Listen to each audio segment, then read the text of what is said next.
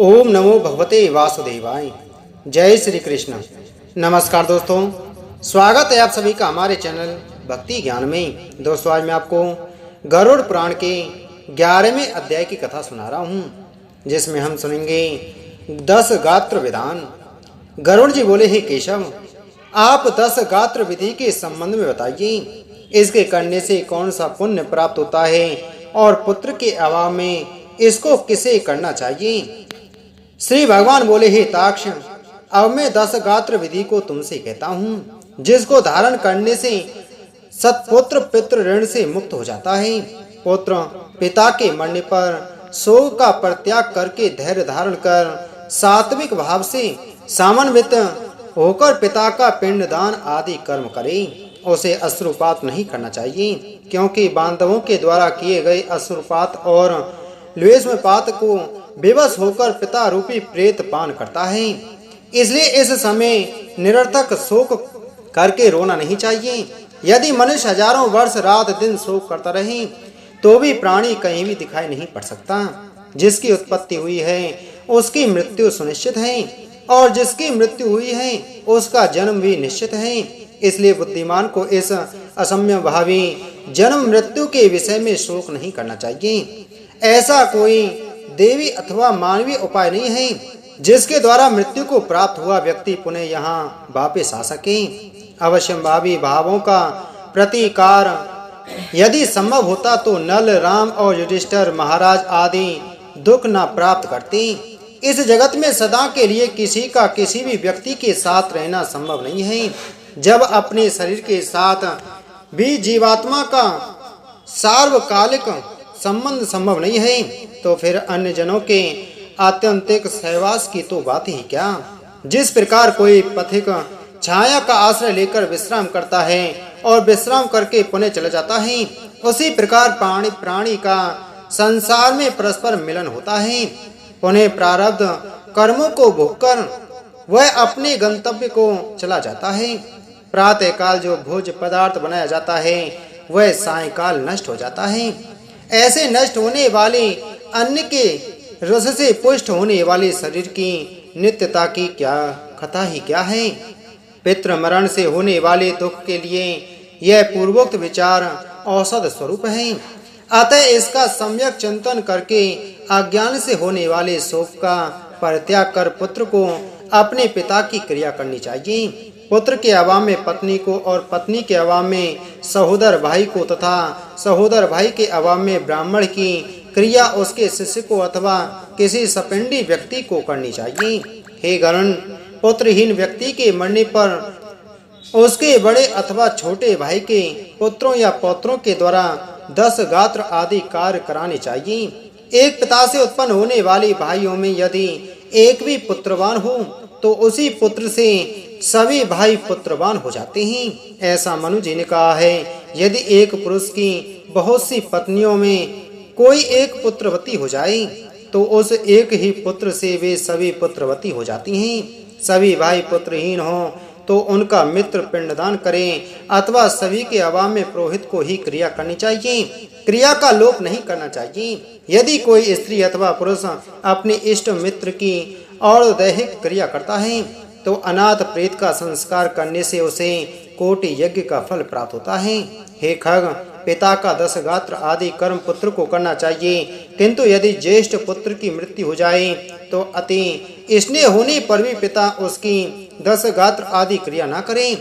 बहुत से पुत्रों के रहने पर भी 10 गात्र सपिंडन तथा अन्य शोषण श्राद्ध एक ही पुत्र को करना चाहिए।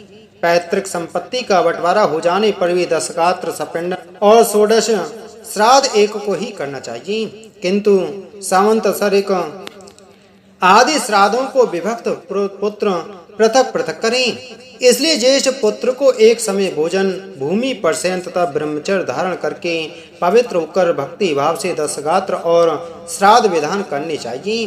पृथ्वी की 7 बार परिक्रमा करने से जो फल प्राप्त होता है वही फल माता पिता की क्रिया करके पुत्र प्राप्त करता है। 10 गात्र से लेकर वार्षिक श्राद्ध पर्यंत पिता की श्राद्ध क्रिया करने वाला पुत्र गया श्राद्ध का फल प्राप्त करता है।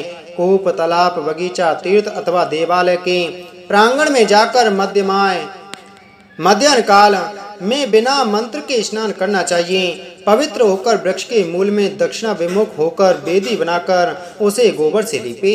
उस वेदी में पत्ते पर कुश से बने हुए दर्व में ब्राह्मण को स्थापित करके पाद आदि से पूजन उसका करना चाहिए। और अतसी पुष्प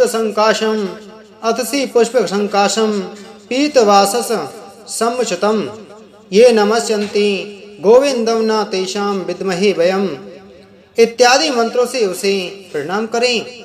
इसके पश्चात उसके आगे पिंड प्रदान करने के लिए कुश का आसन रखकर उसके ऊपर नाम गोत्र का उच्चारण करते हुए पके हुए चावल अथवा जौ की पीढ़ी आटा से बने हुए पिंड को प्रदान करना चाहिए। ओसीर, खस, चंदन और भृंगराज का पुष्प निवेदित करें।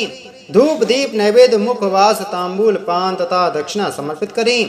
तदंतर काकान दूध और जल से परिपूर्ण पात्र तथा वर्धमान वृद्धि क्रम से दी जाने वाली जलांजलि प्रदान करते हुए यह कहे कि अमुक नाम के प्रेत के लिए मेरे द्वारा प्रदत्त यह पिंड आदि सामग्री प्राप्त हों।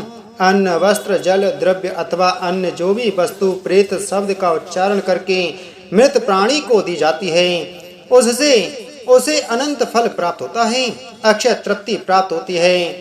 इसलिए प्रथम दिन से लेकर सपिंडीकरण के पूर्व स्त्री और पुरुष दोनों के लिए प्रेत शब्द का उच्चारण करना चाहिए।